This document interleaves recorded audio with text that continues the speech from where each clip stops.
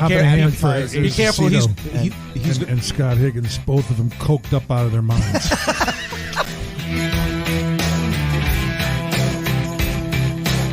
Listen to you. He's down in the basement. Yeah. Oh, I love that. I think we should call this the Acement. The Acement, yes. Yeah, what do you think there, huh? I like that. The Acement Studios. Excuse me, I'm drinking beer. Hold on a second. We usually drink bourbon on our end. Yeah, when we right. do the podcast, so That's all right. feel free to enjoy yourself. Yeah, exactly. You shoot an 8-ball if you want. We don't care, as long as it's good stories.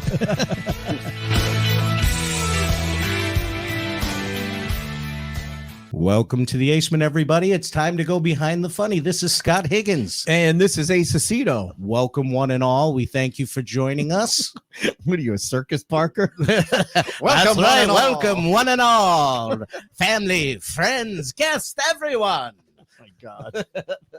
Break out a lucky strike. God, here we go.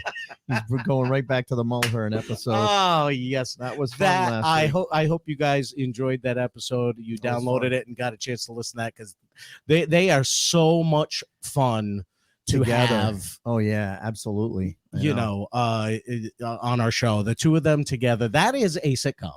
Oh, absolutely. Just her eye rolling is sitcom. You could see that totally in a sitcom. Him say every time he says something in her eye roll. Oh, yeah. Hold on. I'm going to shut the dehumidifier off that just kicked on. So I didn't even notice, to be honest. Sound, with you. yeah, I started realizing. So, but anyway, we appreciate you guys, everyone that subscribes, everyone that downloads. If you haven't had a chance to, and you can please take the time to give us a 5-star written review. That is a great way to help out the podcast. Another great way, of course, is to tell a friend. That's how we learn about the podcasts we like to listen to. And I'm sure that's how you learned about your favorite podcast. So help spread the word. Tell a friend about us. Speaking of other podcasts. Yes. Our friends at the Mixtape podcast. Mixtape. Yeah. I don't even have the script in front of me, but these guys, I've listened to a couple episodes.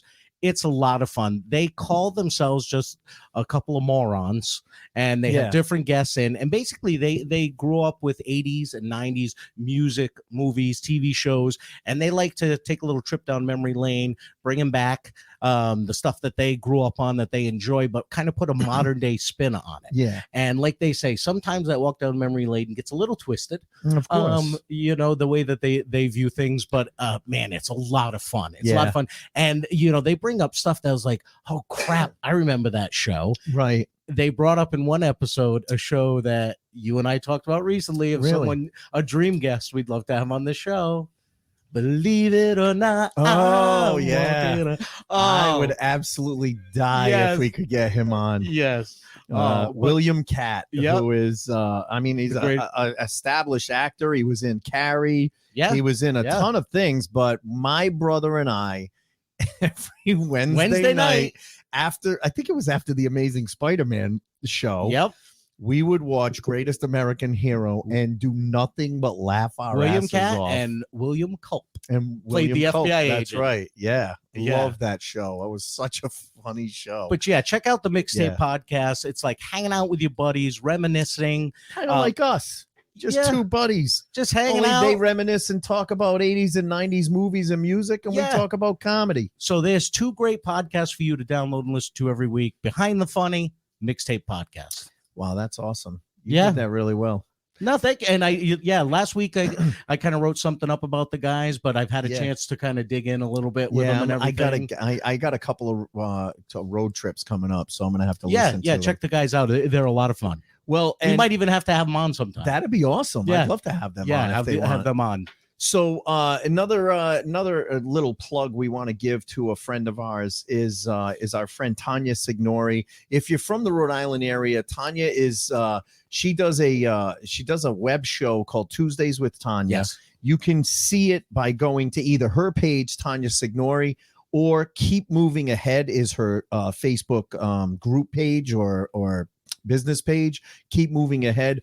But essentially, she brings on local artists, business owners, and just really tries to bring a light onto them to let them, let people know, hey, this is what we have in Rhode Island. So it's a local show.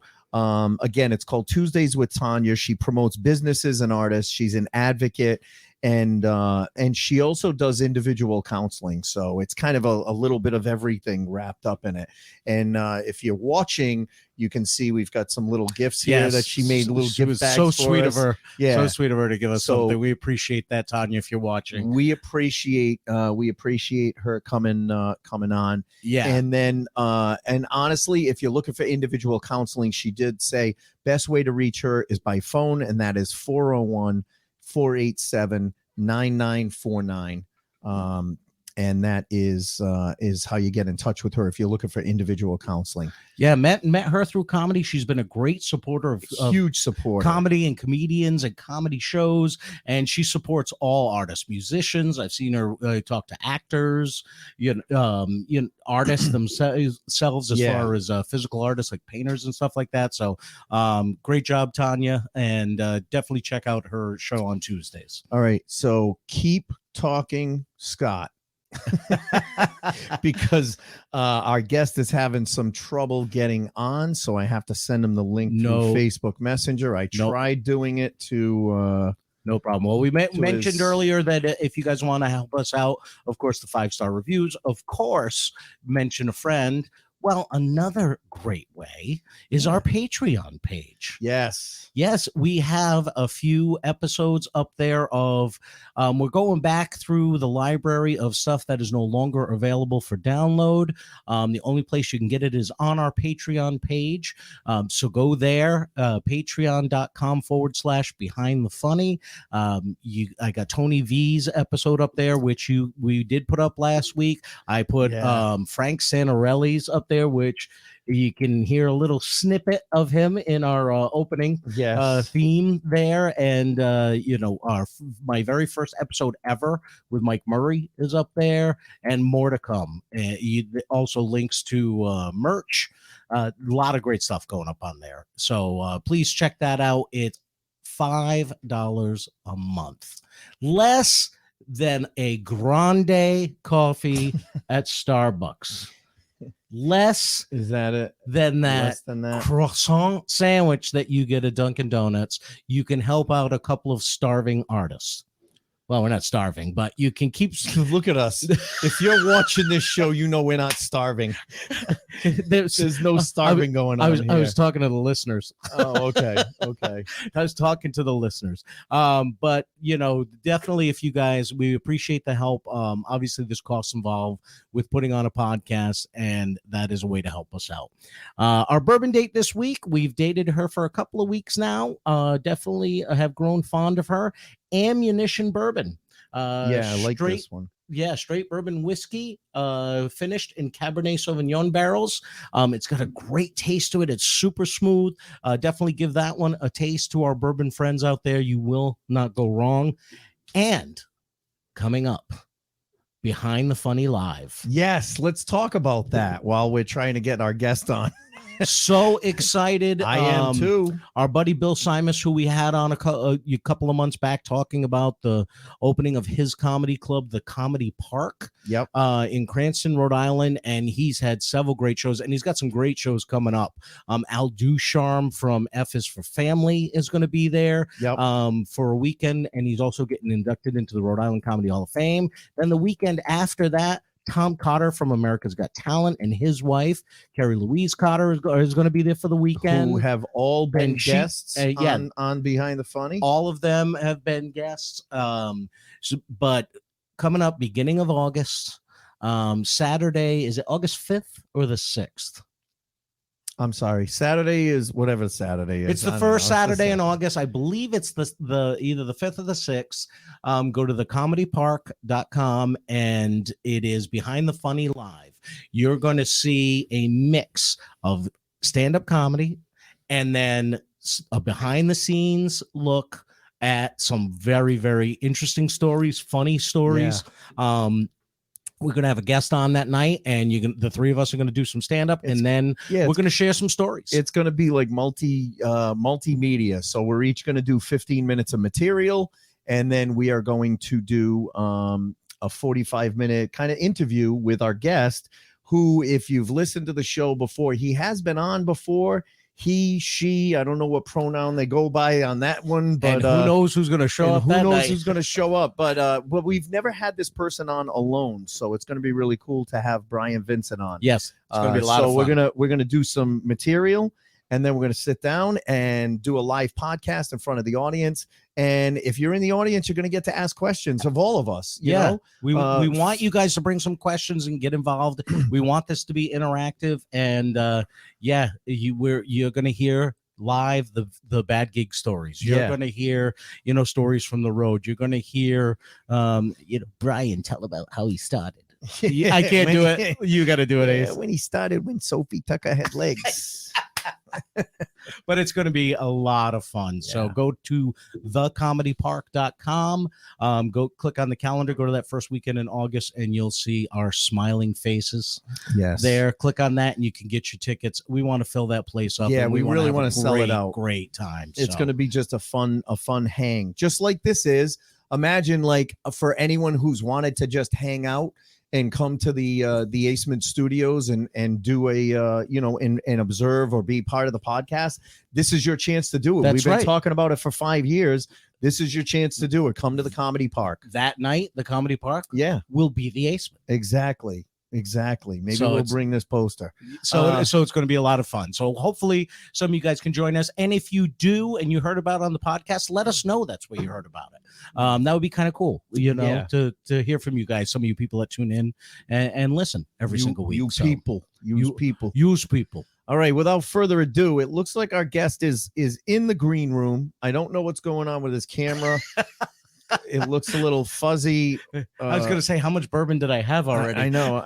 But we're going to bring him in because we're going to be at least be able to hear him. And so listen, here's a guy from Boston who is well known throughout the Boston comedy scene. Very, very funny comic. It's one of those guys that, like, you never work with someone. I hadn't worked with him ever. And then all of a sudden this past weekend, we were both up in New Hampshire. Our buddy Rob Steen had me up in New Hampshire. He had me closing a show over at Chunky Cinema, but he had me opening a show over at Headliners. And so I got to catch this guy was featuring over at Chunky's, and I got to catch like 3/4 of his act, and he was fucking funny. And I love his style. And we'll talk a little bit about it in a minute. But I love the way his delivery is, because it's, in one way, it's almost like confrontational, but then it's so self-deprecating on top of it that I think that's what makes him so funny. So please, welcome to Behind the Funny, Mr. Don Zollo. I think I just figured out the camera thing. He's got it. You got it. You look great. For like, we were still stalling because it looked like it was an eclipse on your. Yeah, I saw that too on my screen, and I was like, oh, that must be something they're doing on their end. And then I'm like, I've had this computer for like a year, but I've never used I never used the camera. The camera. Yeah. And I looked and I was like, oh, there's a little sticker saying like remove this. And as soon as I did, I was like, oh. That's awesome. Most people have the little slide thing that they go back and forth. So he had the little dust sticker. He had the dust shield on it still. That's awesome. No clue. Listen, man, we're so glad that you came on because, like I said in the intro, I had never gotten to work with you until this weekend. We did one show together like 5 years ago. Where was it? That casino down in Newport or next to Newport. Oh, did I have you on the Royal Flush show? Yeah, I was going to say Ace of... No, you call it like Royal something. Ace Aceto's Royal Flush show. That's what it is. Oh, shit. I did that once and it was fantastic. I totally forgot. Yeah, unfortunately, what happened was when... crushed. I remember it clearly. Of course you did. What happened was when they closed that casino site, they moved over to Tiverton, Rhode Island, and they built a smaller casino, so they didn't have an event center. So unfortunately, I haven't been able to do that in a long time. But I worked with you, Don, on a Funny for Fun show, and I remember we worked. It was like a VFW or something in Massachusetts that you had to drive down this dirt road to get to. Yeah, and I forgot who worked. More specific. I know exactly. Right. Dirt road. We've all done. And I just remember the crowd wasn't like it was almost like they didn't realize there was going to be comedy, but yet they're at a fundraiser. Right. And at the beginning of his set, we just came for the raffle. Yeah. Well, can you guys hurry up? But by the end of it, you had pushed their buttons enough that you turned them around and they set them up perfectly that I went up after him and it would turn out to be a lot of fun. But that's the thing. Your style, it's almost like I'm sitting there the other night at Chunky's and I'm laughing my ass off because you're talking. And it's almost like listening to Frank Sinatra back in the 50s. Yeah, so I'm talking to this broad, and this he must have said the word broad like 15 times. But then he turns it around on himself. Like, I think one of your jokes, I hope you don't mind me I'm not worried about it. I hope you don't mind it. You're like, yeah, I'm talking to this broad, and she called me a misogynist. And I'm like, I don't even have a. What was the joke? How is it? I said, I go in the middle of the argument. This broad has the audacity to call me a misogynist, which is total bullshit. I don't even collect stamps. That was it. That was it. I'm like, that's a great joke. He probably pissed off some people, and then he turns around and turns it on himself and says, "I don't even have a license." You know what you do is when we had Bob Marley on, he explained it is litigate. You litigate. Yep. You tell something that's going to push people's buttons, but by the end of the joke, you've brought it around to show them why it's funny and convince them. So you litigate your joke. point. Your point. I don't know if litigate's the word. There's a is it mitigate? You're mitigating their. No, I don't. Whatever. Marley knows more about comedy than I do. But than all of us combined. Than all of us. Yeah. I got to come back to something on him in a second, but talking to your point, I saw something Bill Burr did the other night, and it was the first time I saw this joke. I don't care who you are. I love to, first off, I love to think that I can have the ability to laugh at myself for sure. But when you laugh at stuff that I hold dear, I'll still have the wherewithal to laugh at it. But I'd be lying to you if I said I don't get that little tiny tweak in my stomach for a split second before my voice kicks in and goes, "Don't be a pussy. Is this funny or not?" Right. And I was listening to some joke Burr told, and he was taking some side that I didn't like. And I kind of, even I, as much as I love Bill Burr, had that momentary eye roll, stomach. Oh boy. What woke bullshit is he going to say? And then he flipped it. Right. And then took my side. And then while I'm laughing, he flipped it again. Took the other side again. Right. I was like, you son of a, and then all of a sudden he flipped it again. And I was like, this guy's a master. Like, it's just bananas, dude. He really, you know what? It's amazing. Him and Chappelle are like that. They can take something, they are literally flip it back. And I don't throw this around, but they are literally the Carlin and Pryor of our generation. Yeah. Because they just are so good at what they do. And Bill Burr, when he talks, it's literally common fucking sense. Yeah. He's calling out how ridiculous far right and far left is when he's talking, you know, and it's just like common sense, you know. To touch on that for 1 second with Chappelle, I mean, obviously Chappelle, okay, like, but I've noticed my feelings towards Chappelle lately is that I feel like it's almost like he felt like being funny was just too easy, and now he's like, I care more about making points and having it being funny rather than just being funny. Right. And I kind of compare it a little bit to Carlin. Exactly. I was just going to say that. Yeah. Carlin is thoroughly, like towards the end of his career, was thoroughly entertaining, but I didn't exactly laugh. I just kind of sat there like, wow, geez, I never thought. He's making a point. Right. It was more interesting. I'm like, he's gone full black Carlin. That's what he has. Like, he's just, that's what he is. Like, and he's obviously funny. But I'm like, the points are. Yeah, no, and we've talked about that on the podcast before because the thing that really got me thinking about comedy was Carlin at Carnegie, 1980 HBO special. But that was the last of Carlin that you saw where he was just silly observational. You know, he talked about nothing was, I mean, yes, his opening line was very controversial. Well, it's great. Yes, his closing with the expansion of the 7 dirty words into like 150, different dirty words. But the rest of the show was really kind of silly observational stuff. It was the next special. It was Carlin on Campus that he started getting really political. Yeah. And then through the rest of his career, it was political to To your point. Sorry. Whenever Cheers. I say to your point, we have to drink. But to your point, that was when Get ready to drink. I'm full of them. Yeah, when he started kind of being political and funny.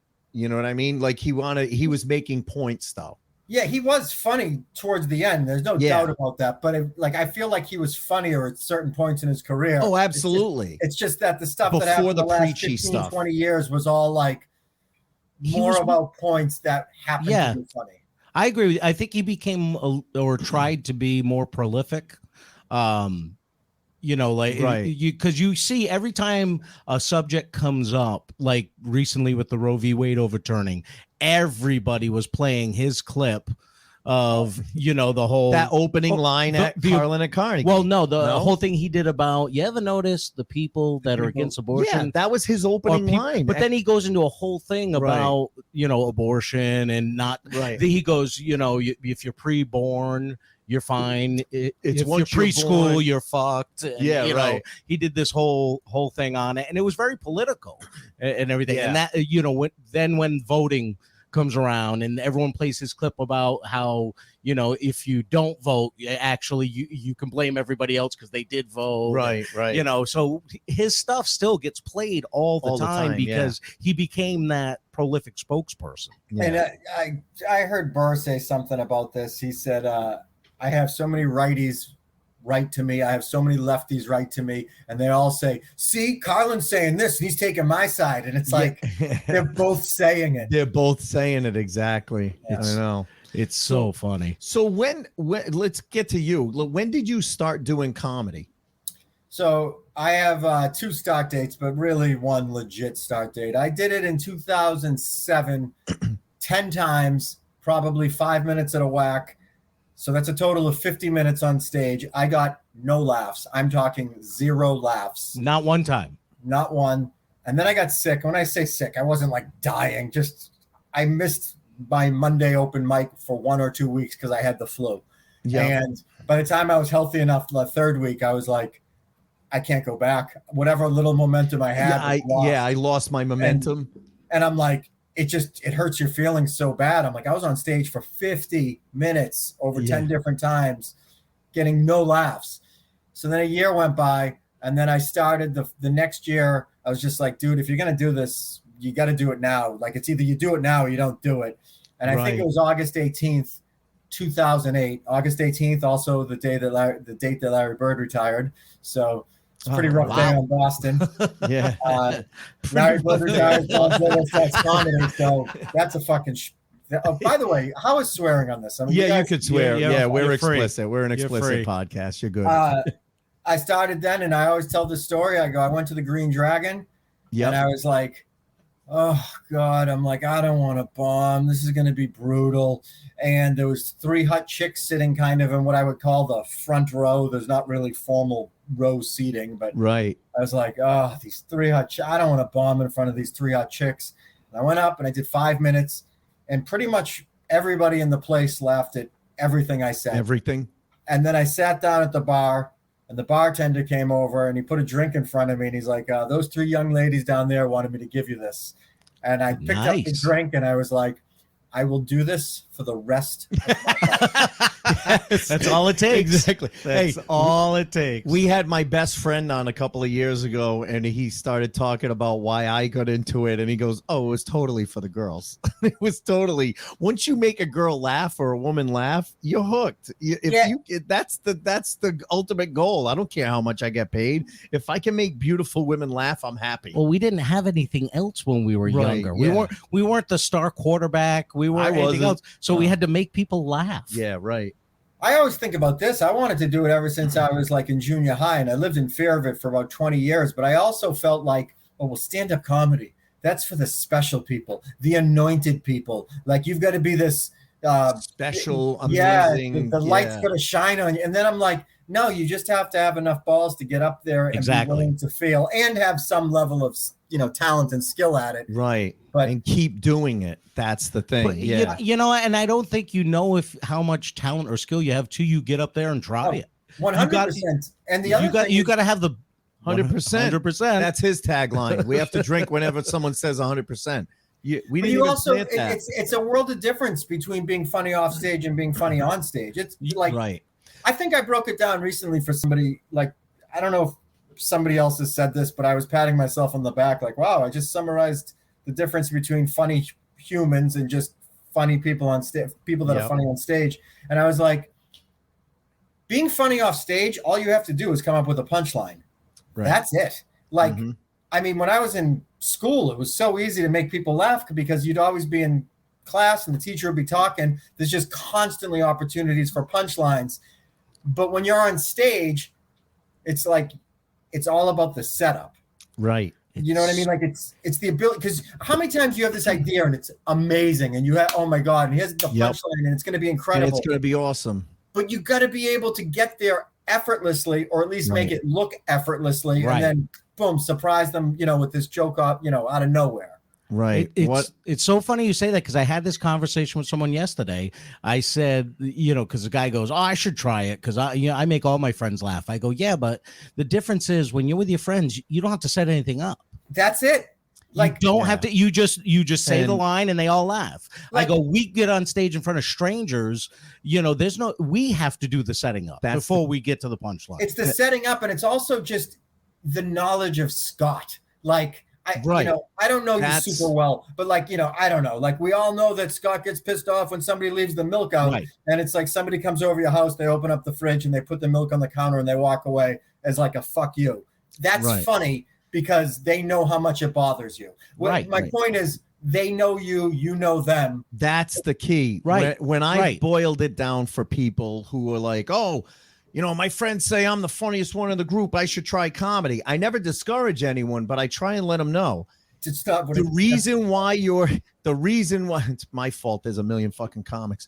The reason why you're funny with your friends is because you all have that inside joke. You all have that thing in common. So when you point it out, like you're saying, when you just throw the punchline out, the setup's already been done. It's already done. The challenge of doing stand-up for real on a stage is you have to find the things that are in common with total strangers. They don't have the inside joke. They don't have the setup. So yeah, I think, it's more work. It doesn't mean you can't do it, but just understand that when you get up in front of strangers, they're not going to find the same things funny unless you now it's almost like it's merging the two ideas.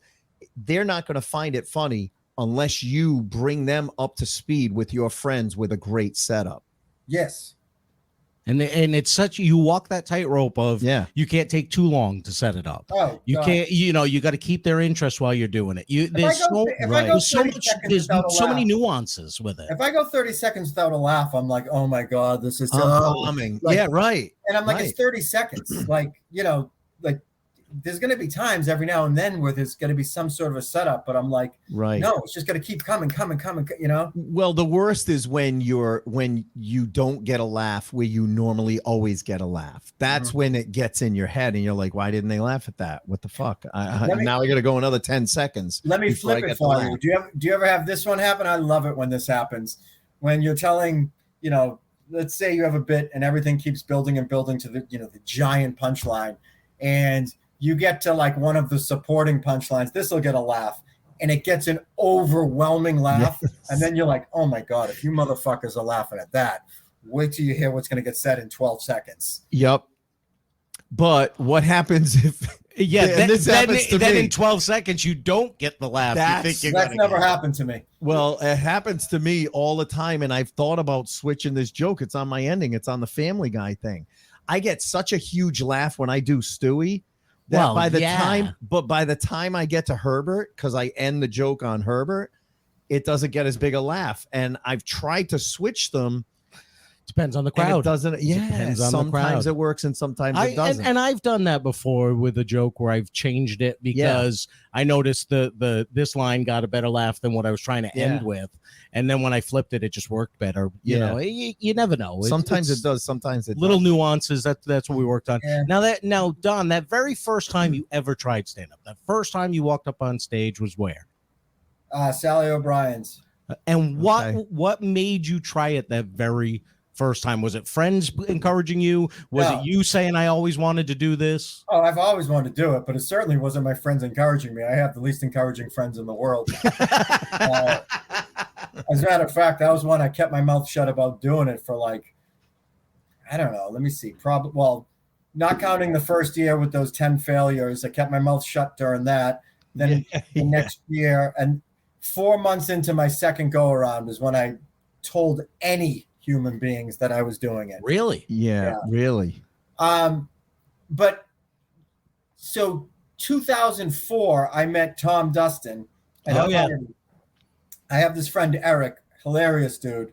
And I went to college with him. I was real good friends with him. And then Tom Dustin was real good friends with this kid, Eric, from high school. So we were at Eric's 30th birthday party, and I met Tom. And I remember being like, oh, my God, you're a stand-up comedian? And he goes, yeah, if you want, I'll take you out. I'll, kind of show you, around. I'll introduce you to some people. So in 2004, I remember this. I went and I met Tom Dustin at his house. It was me, Tom Dustin, and Joe List. And we went out. We went to the Comedy Connection on a Monday night. I'm pretty sure it was Knoxie's night. Kevin Knox. And then I still didn't have the balls to do it. 3 years passed. It's 2007. I went out with Dustin and List again. I forget the first place we went, but the second place was this like hidden MIT bar called the Thirsty Ear, and there was an open mic there, and we went to that, and I sat on it for still a year, and then that's when I was like, all right, we got to get out here and do this. But yeah, and then like a year later, I found out that there was an open mic at Sally O'Brien's, and I went. Right. It was fucking awful. Yeah, of course. Yeah, but you need those. No. You need those. They toughen you up. But you know what? It's the only place you can get on when you start. I always tell people this. I go, stand-up comedy is the only thing where you are at your lowest level you will ever be, and they put you in the hardest environments. Yeah. Oh, yeah, absolutely. Like if you were an NFL player, they wouldn't be like, oh, you want to play football? Have you thought about the Super Bowl? That'd be, like. Yeah, right. Exactly. People don't understand how difficult open mics are. And when you're at your lowest level, oh my God. Well, and we talk about it all the time. They so many shows, they take the least experienced guy and have him go out first and warm up the crowd too. You should really have a more experienced guy.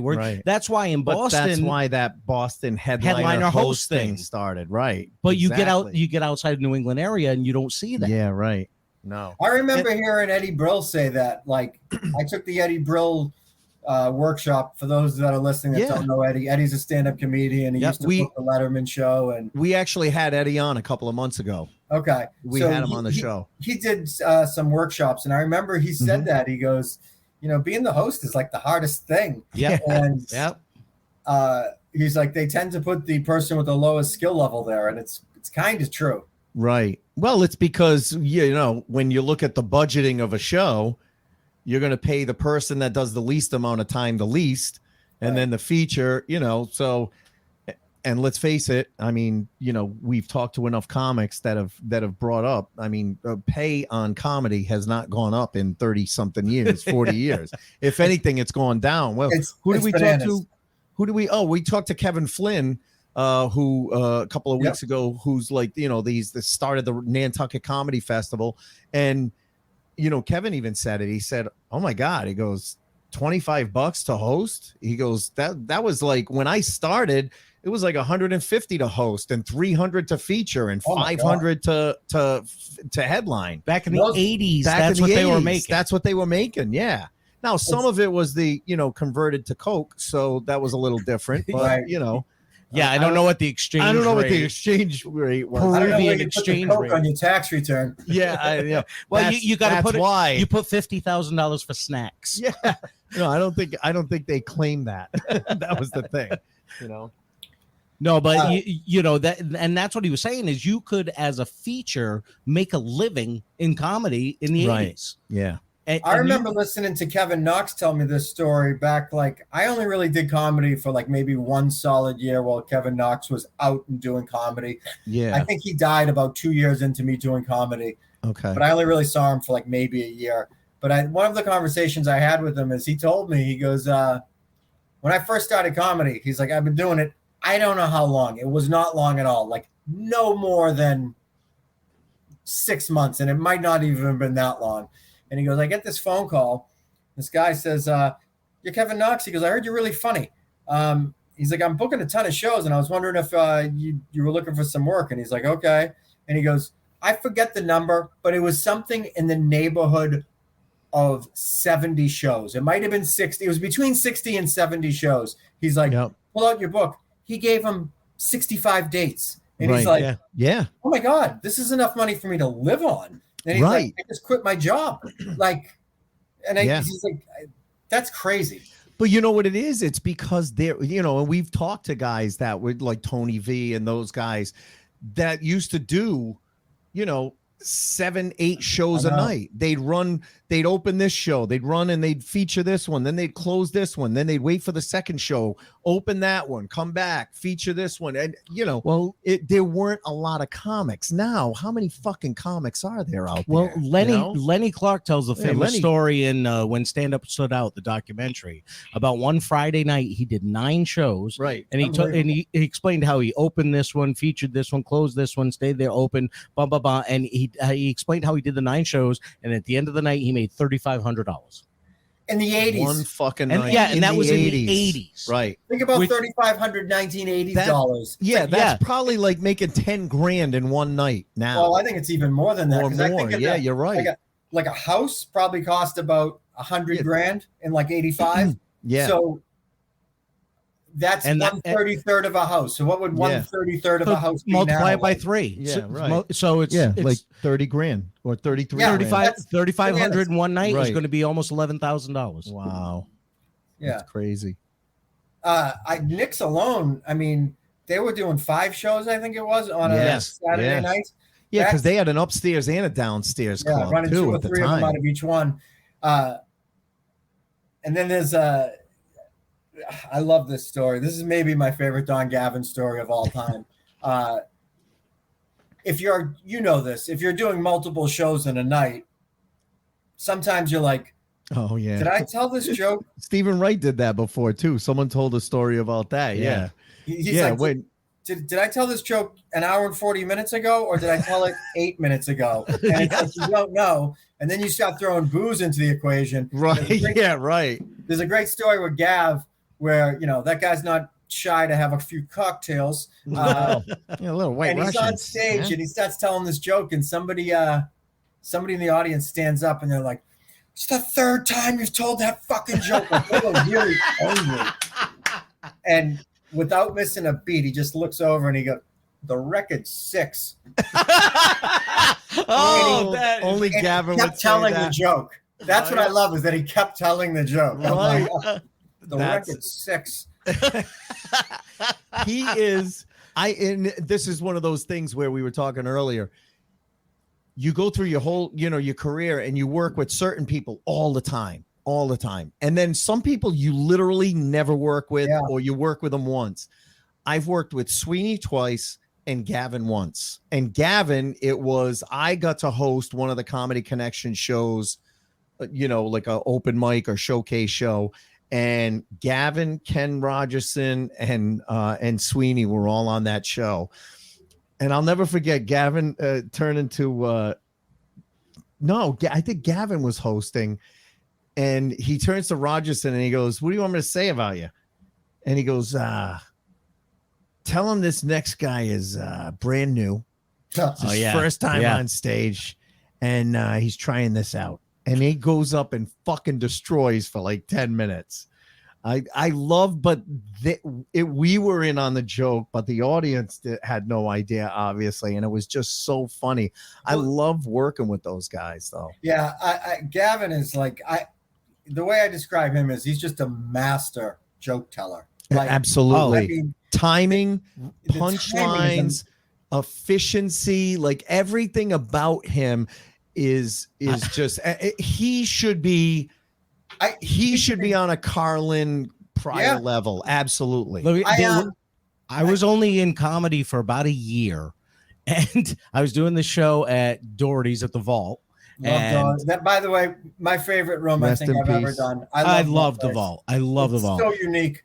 And I did, I threw out the line because I didn't know what to say. I was stalling for a minute while I was thinking. And I said, I got to get going because I got a show coming up in September. And this was like June.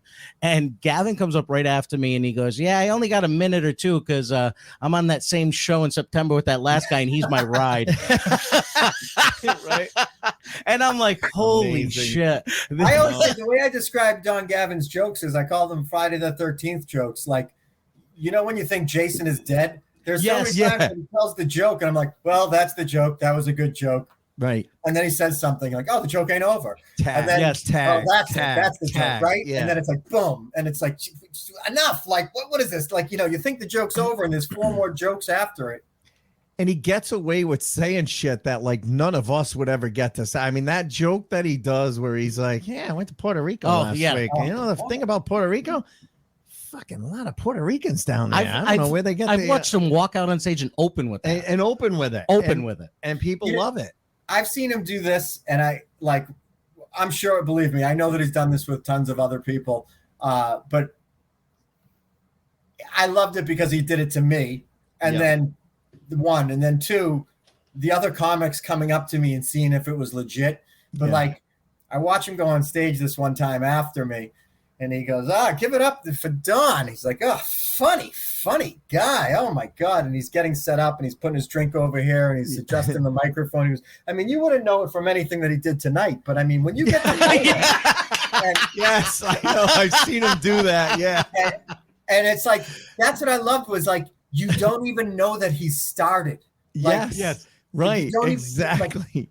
Like he's just taking. He hasn't even launched into a joke. Yeah. And then he tells some story about us being out at lunch, which was untrue. Of course. But he tells this story, and like this is what I thought was a cool indicator of the respect level for Don Gavin. I've had comedians come up to me after, like, did you really go out to lunch with Gavin? They're like, how'd you get lunch with him? They're like, he's awesome. But that's the brilliance of him, and it's a compliment if you get roasted like that by him. Of course. When he goes on stage, that is like an honor. Absolutely. That is one thing that I'm so sad at where our culture is we've lost the ability to bust balls, and it's I love it when people make fun of me. For the most you know what? You know what's funny? People, I used to, when I would bring a new girlfriend home, I would tell them, listen, if my father calls you a wench and says, who's this wench? That means he likes you. If he doesn't say 2 fucking words to you, he doesn't like you. Right. So understand, like, that was my dad. Seriously. If I really brought a girl home, he'd go, who the hell is this wench? That's how I knew my dad liked my new girlfriend, as if he said that. He was just a ball buster, He was. Yeah, but I'm sad that we've gotten away from that, and that, like, look at how humorless so much of our society is. And I'm like, you know what it is? Learn to fucking make fun of people. I think because there's always been people who didn't have a sense of humor, but they never went to comedy shows. For some reason, they think they should go to a comedy show because they're going to be offended. I don't get it. I don't know. If it's people that just never went to comedy shows or they didn't have a sense of humor to begin with. It's almost like we've bred this younger generation of people that are super hypersensitive to everything. Well, I think and listen, I got bullied in school. You got bullied in school. I get the anti-bullying. But the problem is it went so far the other way that you can't even bust balls with someone because it's going to be perceived as bullying. Weaker. So all right. I was ridiculed and made fun of. Like, you can't believe when I grew up. And believe me, I didn't lead the league in getting made fun of, but I was made fun of a lot. But you got on base a lot. Right. Yeah, you hit some doubles. So how do I say? When somebody really comes at me and says some like hateful shit, I'm like, yeah, get in line, loser. Like, right, yeah, nothing. Right. Like, it does toughen you up. I'm sure there's a negative component to it as well. Absolutely, yeah. I mean, no one should have to come home crying every day from school, but a lot of times you find out that they're just busting your balls, and sometimes, like I said, there are people that if they like you, they're going to bust your balls. I mean, yeah. I love when all comics are sitting around and we bust each other's balls in a green room because we know we all like each other. So, you know what I mean? I'll give you a quick little insight or whatever. So I haven't told you about this. Actually, I don't know if I'm going public with this, but for the past 2 years, I've been working on a docuseries about how the culture of Boston impacted comedy.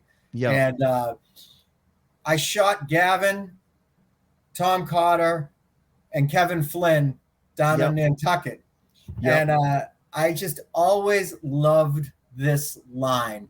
Kev Flynn walks into the shoot. He knew what it was for. Yeah. And I think I was interviewing Cotter when it happened, and Cotter just wrapped up, and he's like getting done with the interview. And he walks up to Tom and he goes, "Oh man, is this a documentary I heard about? What are they doing it on? Famous middle acts?" And I was like, Boston balls. Oh, right. He's like, "Yeah, I heard about this. This is about famous middle acts." And I was dying laughing. I'm like, It's just a nice little fuck you to Cotter. And I was just like, I love it. And I don't even know Kevin Flynn that well. Right. He was super nice to me. He was insanely nice to me and helped me out. But those two guys are friends, and they can take that type of thing. Exactly. The one time way back in the day, I got to work with Bill Burr was when he was still doing clubs before he blew up. And I used to do open mics with him in the fucking comedy. And it was at the Connection in East Providence, and we're in the green room in the back, and the show had just ended.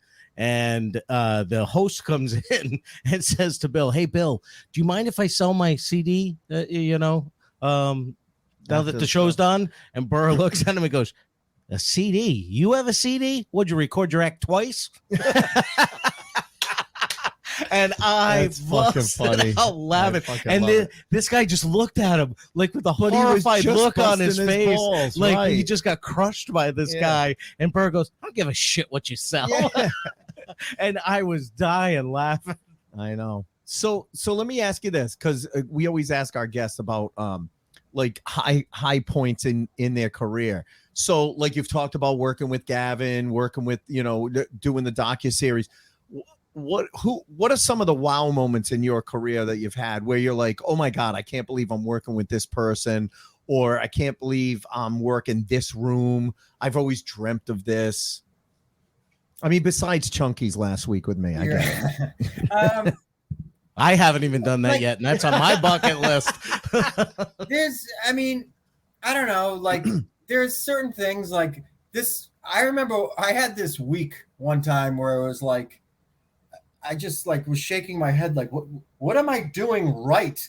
But I remember, how did I get here? I got this audition. Actually, I didn't even get an audition.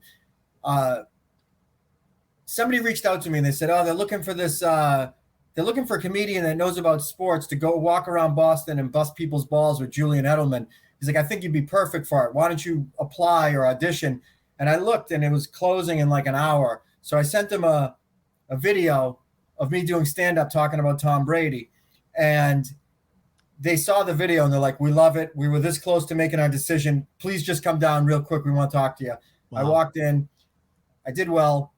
I walked out. I was like, "I think I'm going to get this." And like, they called me back a couple days later, and they picked me, and me and Julian Edelman walk around Boston and bust people balls. Just busting balls. For a Dunkin' Donuts ad campaign. I was like, "Wow, that was awesome." And then I got a call for Last Comic Standing like 2 days later, and I was like, "This is bananas. Wow, that's really cool." And then I'll never forget this one. I was like, I don't act.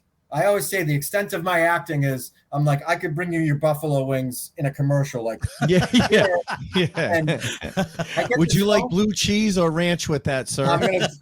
Dude, exactly. Because this is, I always say, I go, "Here's your buffalo wings." That's my acting. And I go, maybe I could stretch to the blue cheese part. Maybe. Yeah, right. It's like De Niro in Taxi Driver. Yeah, right. I was on 128, and I get a call, and Boston Casting, and they said, hey, we got this part we want you to come in for. We think you're like perfect for it. And I go, okay. They go, it's a little bit bigger than you're used to. I'm like, they want me to say, here's the blue cheese, like that. Right, yeah. And I go, okay. And they go, you'd be like the main character of the movie's best friend, and you're going to be featured. And I was like, I remember I said this to her. I go, you know, you're calling Don Zollo, right? Yeah. And she goes, no, I know, but you look exactly like what they're going for. What they're looking for. And, yeah. And I was like, well, yeah, I'll come in. And she goes, oh, by the way, it's a Martin Scorsese movie. Bye. And I was like, what? What the fuck? Like, so I got like 4 callbacks on that. And that week I did, and this is to where I'm coming in now with what you asked. I did a show at an Italian American club or VFW in Worcester. Yeah. And I did like 15 or 20 minutes and I got a standing ovation. And it was like, I was walking off stage and I was like, I just remember going, like, what am I doing? Like, whatever I'm doing right now this week. Yeah.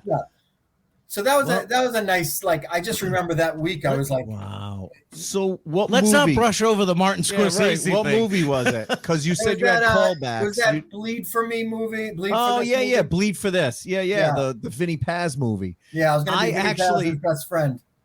I actually auditioned for that too.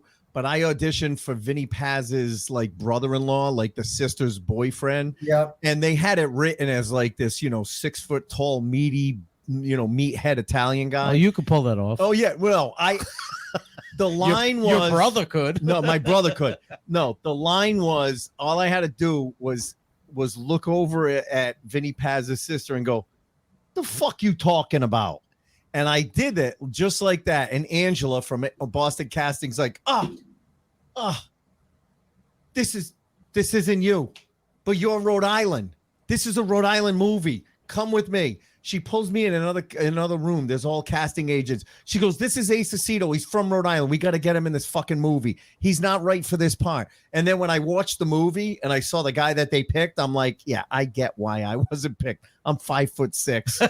Fucking, I'm more George Costanza than fucking meathead, Your line should have been these pretzels. You're making me thirsty. I don't know, Jerry. I can't do it. No. Every time I've ever been in an audition, I always sit in that, the waiting room of whatever the audition is, and I always have to go, these pretzels. Yes. I know. It's a great line. Now, Don, I have to ask you because I love your posts on Facebook. The other one? Yes, the other person. I am the instant like on your posts on Facebook. Are you just putting your honest thoughts on there, or are you trying to? I'm putting my honest thoughts. You're not just trying to provoke people, because like I think back to the Sports Illustrated cover when you posted about that this year. Oh my God, you set off a fire with that one this year. I'm always blown away at I'm not trying to rock the boat. Okay. How rattled some people get over it. I'm like, why? I put something to the effect of like on that. I know what you're talking about. Yeah. They put the fat chick on the cover of Sports Illustrated. And I said something like, say it right. First they did this and I said nothing. Then they did this and I forget what the second thing was. And I go, but now they're putting fat broads on the cover of bikini issues, swimsuit issues, and I will not take this anymore. And it was like, you're a piece of shit. Oh my God. I never saw comments fill up so fast in my life. And I read every single one of them. It was so fun. I'll tell you a funny comment story in a minute, but I got 2 comment stories I want to work into this. Yeah. So the most shit-stirring post I think I've ever put up, and I legitimately did not think a thing of it, was it was just a meme and it showed like the back of a little boy, and I think someone's holding the little boy's hand, and then the words over them said, we're feminizing our little boys and it's doing nobody any good. It said something like that. And I remember this. It was like midnight and I was like, it resonated. I was like, yeah, I think we are feminizing our boys and it's not doing the boys any good and it's not doing the girls any good either. Right. And I posted it. I got 1 or 2 unhinged comments right before I went to bed. I remember one of them. You woke up. one of the comments was from somebody. Actually, I won't even say the person's name. Yeah. It was a woman, and she goes, "We just want you to not murder or rape us." And I was like, "What?" Yeah, because that's what that said. Like, yeah, like right. You can be masculine without being a murderer or a rapist. Where the fuck did they get that? Right. I was like, whatever. She's a nutcase. Yeah. I ignored it. I went to bed, and I was shooting a video with some people the next morning at, say, like 10 o'clock. And I woke up to a text message from my buddy Tonzo, and he said in the text message, he goes, "Hey, if it's okay, can we push back to 10:30? And by the way, holy shit." And I wrote back like 10:30. And you hadn't been on. You hadn't checked Facebook yet. I go 10:30's fine. Holy shit? ? And he goes, "Oh, you haven't gone to Facebook yet." And I open up Facebook. Now think about this. I live on the East Coast. I posted that at midnight. Most of the people that I'm friends with are going to be on the East Coast. Right. I woke up to 797 comments. Holy shit. And I was like, oh my God. Like I had no clue that was going to happen. Right. But this is so much fun to follow. I know. Oh, I know. This is the other one I wanted to tell you. So I don't know. Do you guys know about my Planet Fitness incident? No, I don't think so. All right. So about a month ago, I'm in Planet Fitness. Do you know what the lunk alarm is? Yes. Yeah. Right. If you grunt too loud or yell too loud, or if you bring in a gallon water bottle. Right. There's certain exercises they don't let you do, like you're not allowed to deadlift there. So, and grunting is one of them. Now, I do not make a scene when I'm in the gym, but if I'm exerting myself, it's like, like it could get as loud as that. It's not like, it's not that. Right. So they've pulled the lunk alarm on me a few times. I'm like, really? I don't care. I'm like, to be honest with you, I low level get a kick out of it. I'm not provoking them into doing it, but when they blow the lunk alarm, I'm like, yeah, whatever. Like I mean, I don't give a shit. Right. It doesn't hurt my feelings. So on June 3rd, I'm at the gym, and this woman who works there comes over, and she's like, "If you don't stop grunting, we're going to have to ask you to leave." And I was like, I just looked at it and go, good. Like I was done with the place. Right, right. I'm not going to grunt to provoke them, but I'm finishing my workout. Right. And I don't know if you follow my 75 hard program that I do, but when I do this certain workout program, I have friends who've done 75 hard. Yeah, I know what it's about. You got to work out for 45 minutes a time, twice a day. Twice a day, right. So if I'm more than 7 minutes in, it's like, we're in now. I'm not stopping. Right. So I was on minute 29 when this happened. She comes over and she's like, I'm doing another exercise. And apparently I grunted. I don't even remember, but I don't think, let me this way. I'm sure it happened. I just don't remember it. Right. So she comes over and she's like, you're going to have to leave. And I go, no. And she's like, what? I go, I'm not leaving. I'm finishing my workout. And she's like, no, you have to leave. And I go, no, I'm finishing my workout. And she's like, we're calling the cops. I go, okay. And she goes, no, we're really going to call the cops. I'm like, you do what you need to do. Right. And she's like, we're calling them. I go, have fun with that. Right. There's a man in the gym. Yeah, call 911. Grunting. I go, go ahead. Let's see how they handle that. Right. I'm sure they'll be right out. I was grunting, and I paid my membership. So this goes on for eventually 16 minutes, and they're standing like they're picking up their phone and they're talking to corporate. They're like, he won't leave. He's not leaving. He won't leave. And I'm continuing to work out right next to them. They're standing like 2 feet. I would have grunted even more at that point. I thought about it, but you know what? I was like, you didn't want to provoke. Right. You wanted to prove the point. Yeah. And I was like, I'm not going to give them any ammunition. But I did something wrong. Right. So, right. I continue to work out. They're calling the police. They're like, he's right here. He's not leaving. And I'm like, it's like you're an active shooter. Listen, I pay $10 a month. I'm getting my fucking workout in. Right. So that's that. I leave. after 46 minutes, I'm out of the gym, and I don't think anything of it. So I go to my office, and I just thought this was hilarious. The people in my office took a copy of what the lunk alarm says, and then they superimposed me next to it, and they put a 2.5 pound weight in my hand, and they put yeah. And it was hilarious. It was funny, right? So I took a picture of it. I put it on Facebook, and I write, I don't know if you guys know about this, but some of you have heard. I'm banned from Planet Fitnesses across the country because of this lunk alarm violation. And I opened up the fridge at my work. This was on the door. I just thought it was hilarious, and I posted it. All of a sudden, these comments start coming in, and they're like, "Dude, that was you?" And I'm like, "Yeah, like, how would you know about it? Like, I haven't really told anyone about it." And they're like, "Dude, check out this link." And they sent me this link to a site called Wicked Boston or Wicked North Shore. And somebody watched it and like gave a play-by-play on what happened.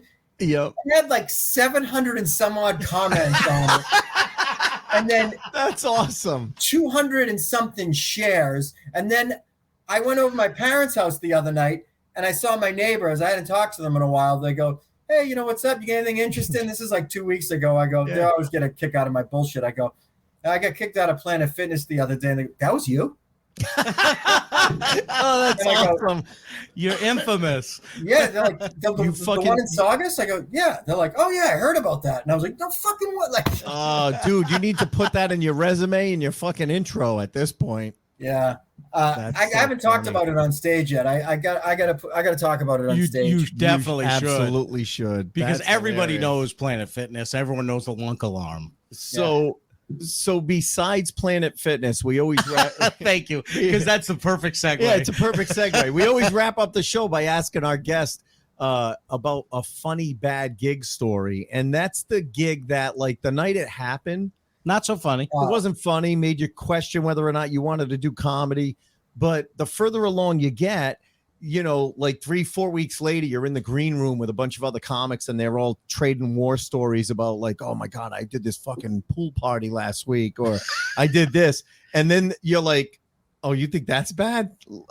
I got one. Hold my beer." Your one-up story. Yeah. You know, I have like probably 30 of them that are just like, oh, well, of course. If you've been doing comedy more than 6 months, you have at least 5. Yeah, I mean, like, but I'm talking like, you're just like, I don't believe this happened. But yeah, I have a ton of them. But I'm like, I don't know, I'm a little bit stalling on the spot. But I do remember this one. I got asked to book a show at a Chinese restaurant in Framingham. Yeah. And I was like, okay, I'll do it. And I put together the lineup, and it was me, Phoebe Angle, and Dan Smith.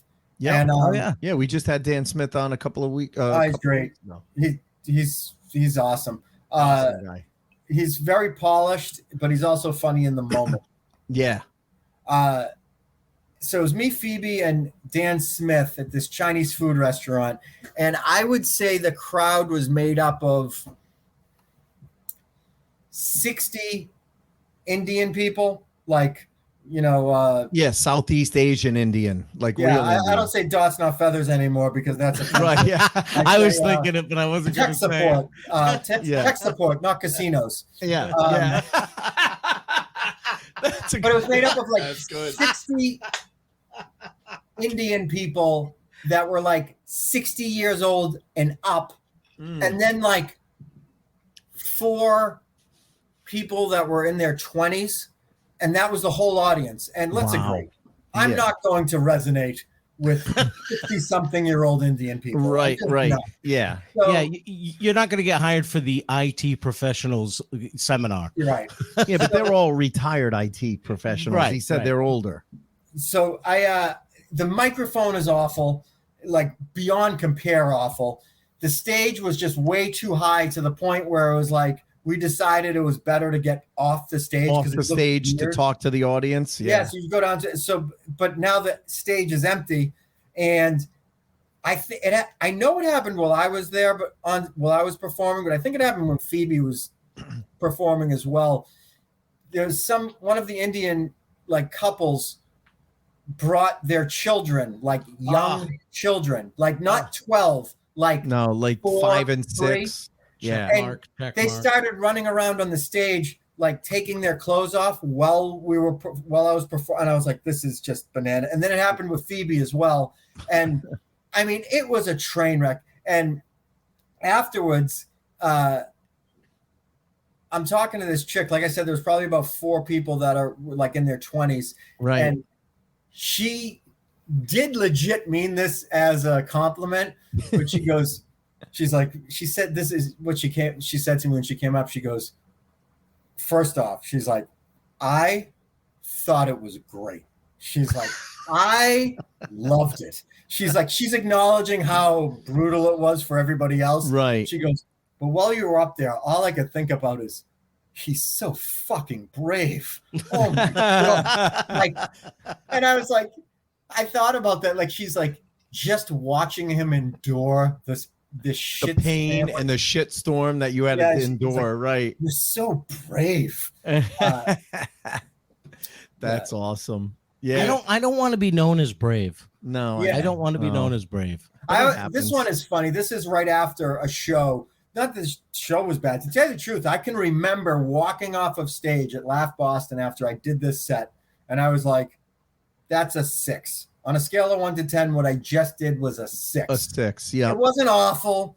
It was nothing great. I remember evaluating it as I walked off stage. I go, that is a 6. And I'm standing at the bar, and this woman comes up to Chris Penny, who had just performed as well. Mm-hmm. And she's talking to Chris, and I'm standing next to Chris. And I'm sure you guys have been a part of this. You've been on both sides. Yeah. Somebody will come up to comedian 1, and they're like, you're good too. Oh my, yep. I love that. We've talked about it so many fucking times where it's like, oh my God, you were so funny. Oh, you were good too. You too. So well, listen to this. She's going on about Chris Penny. She's like, you're so good. Oh my God, you have such a gift. Oh, I've never laughed so hard. Thank you for sharing that with the world. You've made this a better. And I'm laughing to myself. Yeah. But in my head, I'm like, here it comes. I know it's coming. Yes. You can see it building. She turns to me and she goes, and you're awful.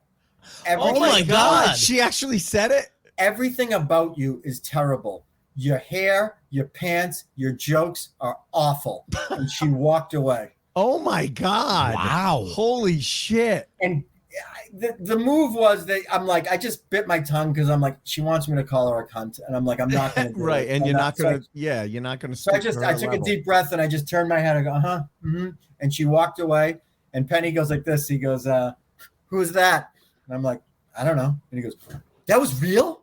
He's like, I thought she was like your friend. I'm like, he thought she was busting your balls? Yeah. Oh my God. That's But you know what?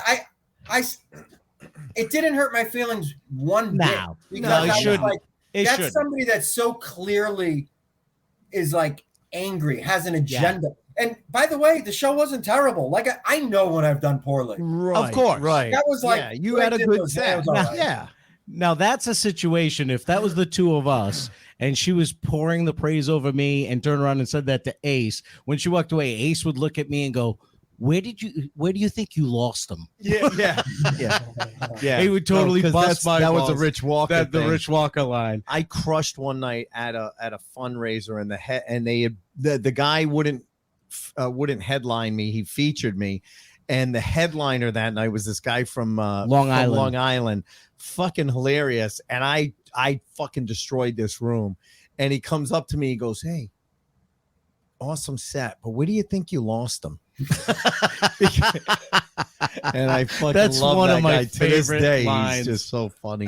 It's so simple, but I always love when somebody gets off after crushing and you look at them and go, "You'll get them next time." Yeah, exactly. Eric Tynan always does this. Eric Tynan hardly ever performs anymore, but when he does, and especially when he used to, like all the time, if he had a good set, like you could really tell it was a good set, and they were like loving him. He'd get off and he'd look at it and he'd go, "I don't know, they just seem a little tight." Yeah, right. Or Mike Murray one time, before you go on stage, he says it to everybody all the time. He goes, "Hey, don't fuck it up. Don't fuck it up. Don't suck." So I get on stage and I had a really good set and I get off and he goes, maybe you should try something else. Yeah, but that goes back to your point Busting before balls. about busting balls with friends. That's what it is. It's just having good fun, you know. So. I think of I always think about this. Do you guys know Matt Mishy? Yes, I know. Yeah, I don't think I've worked with him, but yeah. He was my college roommate, and then he got into stand-up comedy like 20 years later, and I'd already been doing it a while. But I write stuff to him on Facebook, like calling him a piece of shit and blah blah blah, and this, that, the other. Of course. And he's like, "Dude, I can't." And you should see our text messages, like, what's up, you stupid piece of shit? 10 times worse than what's on Facebook, right? Yeah, whatever. And he's like, I can't tell you the amount of people that come up to me, either in person or like in direct messages, and they're like, "Are you and this Zollo guy like really going like?" Is there a problem? Yeah, right. Those are awesome, right? Exactly. But it's just that's how we are. Yeah. Well, Don, what can we promote for you? Like website, Facebook page, anything like that? Well, let's get me over 15 followers. Don Zollo comedian. All right, let's go. Let's get him up to 17. I'm saying 20. All right, let's get him to 20. I doubt anyone will move to action, but I'm in the funniest person in Massachusetts tomorrow night at Laugh. I saw that. Yep. I'm in New Hampshire, Manchester. What's the Manchester headliners? Headliners. You're over in Manchester at the DoubleTree, right? Yeah, on Saturday. Yeah. Oh, that's awesome. And like I was saying earlier, you gotta follow Don on Facebook. He is a blast. You can see where he's going to be playing, so you can go check him out live. Yep. He's a great act to watch live, but he's a lot of fun to follow on Facebook. Absolutely. So check him out. Don Zollo comedian. Check him out at a show. I definitely guarantee you're gonna laugh. I loved working with you a couple of last week. Thanks, and one of these days we'll get to hang out after the show. I know when you're going up to New Hampshire, you're not sticking around. Everyone beats feet. Everyone beats the fuck out of there. Those New Hampshire shows, everyone's like, okay, that was fun, but exactly. I actually stuck for 5 minutes of you, and I was like, I can't believe I've stuck this long, because that ride is just I just want to get this over. I know. We all do it. But all right, Don, thank you so much, man. Thanks so much for coming on, man. Love coming on. All right, thanks again. We'll talk to you soon. And that was Don Zollo. Seriously, I loved working with him this week. He's a great comic. So funny. It was my first time getting to see him. And I had to ask him about the Facebook thing. Yeah. Because I love when he puts posts up there, and I'm like, because he's just busting balls. That's the thing. But he said he's not. He's putting his real thoughts out there. Right. And whatever happens. When he posted the Sports Illustrated I know. thing, I saw that. I do remember that. Was like, at first I said, all right, I can see why some guys would like it, but then you start reading the comments. Yeah, I know. And people take it way too seriously. Feminists were attacking him from left, right, and he kept defending his position. It was great. Yeah. I loved every second of it. Loved it. Listen, folks, if you're in the Boston area, New Hampshire this weekend, you got to check out Don Zollo. Absolutely. Yeah, definitely follow him on Facebook, see where he's playing, and go check him out live. You will not be disappointed. Great comic. Again, if you guys are subscribing, you're downloading, take a minute if you haven't yet to give us that 5-star written review. Yes. It's definitely a big help to us. And don't forget to mention us to a friend. Yes. Share us, let them know about us so that we can grow. If you have folks that you're friends with that love comedy podcasts, and like I said, we talk about behind the funny. We talk about not just comedy or jokes. We talk about what comes behind the funny and who these people are behind the funny. Exactly. So please check it out. Tell a friend. Go to our Patreon page, patreon.com/behind the funny. You'll get merchandise. You'll get extra content. And check out our friends at the Mixtape Podcast. Yes. Those guys are putting out some great content and a lot of fun. And our friend Tanya Signore. So again, Tanya Signore or Tuesdays with Tanya, which you can find also on Keep Moving Ahead on the Facebook page, Keep Moving Ahead. And if you're looking for individual counseling, 401-487-9949. Check her out. Give her a call, and she will definitely be helpful. So awesome. And other than that, we will talk to you next week.